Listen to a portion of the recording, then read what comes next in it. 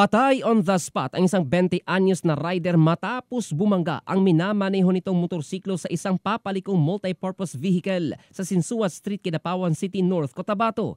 Batay sa CCTV footage na binahagi mismo ni Kidapawan City Mayor Paulo Evangelista, makikita ang MPV na mabagal ang pagtawid sa kalsada nang biglang sumulpot ang humaharurot na motorsiklo ng biktima at bumangga sa tagiliran ng sasakyan. Dead on the spot ang rider dahil sa matinding mga sugat at bali sa katawan na tinamo, habang sugatan naman ang driver at pasahero ng multipurpose vehicle na agad dinala sa ospital.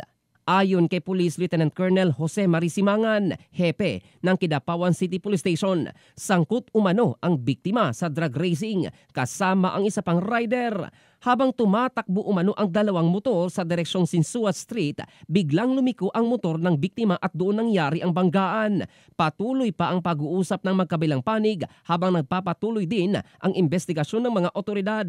Ayon sa pulisya, mahirap mahuli ang mga grupo na nagda-drug race dahil may mga spotter umano ang mga ito na nagbabantay sa mga patrol car at isinasagawa lamang ang karera kapag ligtas na sa presensya ng mga pulis. Samantala, sinabi naman ng alkalde na magsilbisa ng aral ang insidente sa mga kabataang sangkot sa drug race at ang kahalagahan sa pagsunod sa batas trapiko.